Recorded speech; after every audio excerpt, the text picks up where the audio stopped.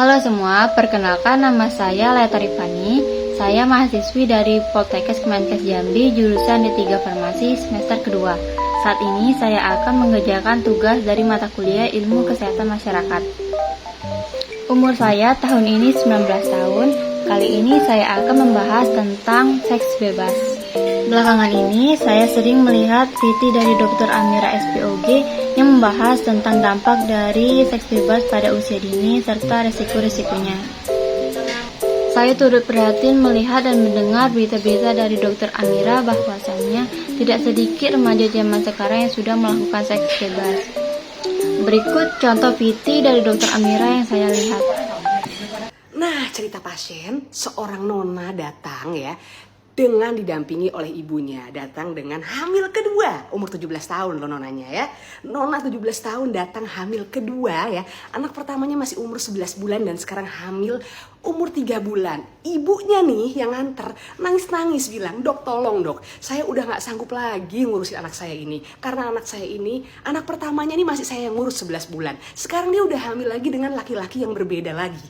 Dan yang lebih menyedihkan, kehamilan ini setelah kita periksa, pasiennya terdapat sifilis reaktif ya, atau hamil dengan sifilis. Ini kasusnya lagi meningkat pesat di Indonesia ya. Data Kementerian Kesehatan Republik Indonesia yang dirilis tanggal 10 Mei 2023 kemarin menyatakan bahwa peningkatan signifikan sampai 70% sifilis dalam kehamilan di Indonesia. Dari 2016 kasusnya 12.000, sekarang 2022 jadi 21.000. Dan ternyata dari 5 juta ibu hamil hanya 25% aja yang mau di screening sifilis ya. Dan dari 1,2 juta ibu hamil ternyata ada 5.500 yang terkena sifilis dalam kehamilan. Ini bahaya banget loh ya, karena sifilis itu bukan hanya berefek pada ibunya. Ibunya bisa sampai kerusakan otak ya, saraf-saraf, dan bayinya juga bisa keguguran, bisa lahir prematur, berat bayi lahir rendah ya, juga bisa ada namanya kelainan kongenital yang disebabkan oleh sifilis, bisa buta, bisa tuli, dan itu bahaya banget buat ibu dan bayi ya, karena penularannya juga lewat plasenta ya, dan jelas ibunya harus diterapi. Jadi makanya triple eliminasi yang dilakukan pada waktu perempuan itu hamil di puskesmas gratis di seluruh Indonesia itu penting banget. Jadi untuk para ibu hamil harus langsung segera datang ke puskesmas begitu hamil untuk periksa HBsAg, sifilis ya, HIV.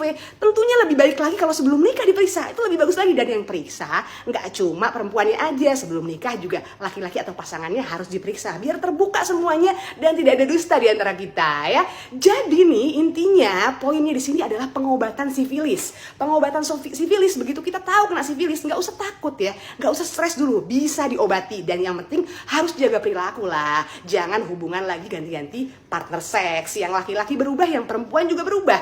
Apalagi pada kasus saya ini perempuannya belum menikah dan dua laki-laki berbeda. Jadi artinya jelas bahwa penyebab sifilis ini adalah karena penyebarannya lewat hubungan seksual, baik perempuan ke laki-laki atau laki-laki ke perempuan ya. Dan penyebabnya adalah bakteri Treponema pallidum ya. Ini jelas banget ya, harus dicegah. Bisa banget dicegah dengan cara kita memperbaiki pola hidup kita sebagai seorang perempuan, menjaga kehormatan, menjaga kemarwahan. Ingat kembali bahwa apabila kita ternodai, ada orang tua kita yang sakit hati, yang tidak terima. Laki-lakinya mungkin tidak bertanggung jawab, tapi ingat, di mata Tuhan tetap ada pertanggungjawaban yang luar biasa. Dan jangan lupa juga para laki-laki nih, kalian itu dilahirkan dari rahim seorang wanita. Jadi hormatilah wanita dengan cara apa? Dengan cara tidak menodainya. Oke? Jadi pengobatan sifilis adalah nanti kalau terkena sifilis pada saat hamil langsung disuntikan injeksi benzathine penicillin 2,4 juta unit ya, sebanyak 3 kali setiap seminggu sekali. Jadi seminggu sekali sebanyak 3 kali 3 minggu di bokong atau di pantat intramuskular. Tujuannya agar apa? Agar tidak terjadi penularan ke bayinya lewat plasenta itu ya. Jadi waktu nanti bayinya lahir juga akan disuntikin sama dokter anak ya. Jadi nggak masalah kalau misalkan dari awal ketahuan sifilis atau nanti di tengah-tengah kehamilan, nggak usah takut ya, nggak usah merasa stres, nggak usah malah kabur dari kenyataan, tapi malah larilah mencari pengobatan yang terbaik. Oke, Dokter Amira, Fafa Paborat, dadah, love you all. Kaget dan sangat sedih, rupanya remaja zaman sekarang sudah banyak yang melakukan seks bebas hingga mengidap penyakit sifilis, gonore, HIV, serta penyakit kelamin lainnya. Ngomong-ngomong tentang seks bebas, apa sih itu seks bebas? Seks bebas adalah segala tingkah laku yang didorong oleh hasrat seksual terhadap lawan jenis maupun sesama jenis yang dilakukan di luar hubungan pernikahan dan bertentangan dengan norma-norma tingkah laku seksual dalam masyarakat yang tidak bisa diterima secara umum. Perilaku seks bebas memiliki beberapa macam bentuk, yaitu hubungan seks bebas, kumpul kebo, pelacuran, gigolo, homoseksual, serta pelecehan seksual. Siapa sih yang paling dirugikan ketika melakukan seks bebas? Wanita disebut sebagai pihak yang paling dirugikan jika melakukan seks pernikahan tanpa komitmen jangka panjang. Dari seks bebas tersebut pastinya menimbulkan banyak dampak negatif yang sangat merugikan. Penyakit fisik yang ditimbulkan oleh seks bebas yaitu yang pertama sifilis. Sifilis adalah infeksi bakteri yang biasanya menyebar melalui kontak seksual dan dimulai dengan luka tanpa rasa sakit. Tahap pertama melibatkan luka tanpa rasa sakit pada alat kelamin, dubur, atau mulut. Setelah sakit awal sembuh, tahap kedua ditandai dengan ruam. Kemudian tidak ada gejala sampai tahap akhir yang mungkin terjadi beberapa tahun kemudian. Tahap akhir ini dapat mengakibatkan kerusakan otak, saraf, mata, atau jantung.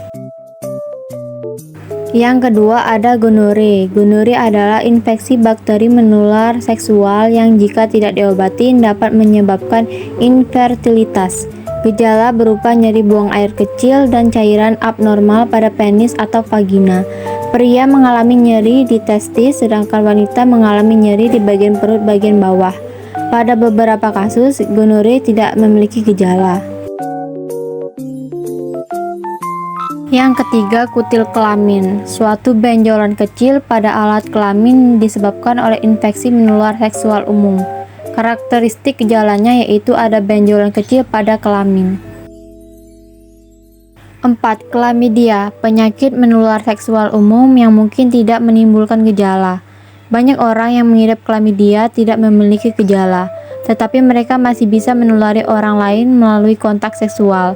Gejala mungkin termasuk nyeri genital dan keluarnya cairan dari vagina atau penis. Yang kelima, herpes, virus yang menyebabkan luka menular, paling sering di sekitar mulut atau alat kelamin. Dan masih banyak penyakit berbahaya yang ditimbulkan dari melakukan seks bebas. Bukan hanya penyakit fisik saja, melainkan seks bebas juga dapat mengganggu kesehatan mental. Pengaruh seks bebas pada kesehatan mental yaitu menurunkan harga diri, merasa malu, menyesal, meningkatkan resiko depresi, sulit memiliki hubungan yang serius, kehamilan pada usia muda, dan sebagainya. Faktor-faktor dari seks bebas antaranya pengandalian diri yang rendah, rendahnya kesadaran diri remaja tentang bahaya pergaulan bebas, nilai-nilai keagamaan cenderung kurang, gaya hidup yang buruk, rendahnya tingkat pendidikan keluarga, lingkungan keluarga yang kurang harmonis, kurangnya perhatian orang tua, pengaruh teman sebaya, dan pengaruh internet. Ada pula cara menghindari seks bebas yaitu dengan cara memperkuat nilai keagamaan. Peran orang tua dan keluarga sangatlah diperlukan untuk membentuk dan menanamkan nilai keagamaan, membangun komunikasi terbuka antara orang tua dan anak, mengenali lingkungan pergaulan anak, memberi kesibukan positif, menerapkan aturan yang bijak dan tegas. Itulah teman-teman, pengertian, faktor, dampak, dan cara menghindari dari seks bebas tersebut. Sepenting itu dalam menjaga pergaulan pertemanan, lingkungan mulai dari sekarang. Semoga kita semua berada pada lingkungan pertemanan yang benar dan sehat. Terima kasih sudah menonton.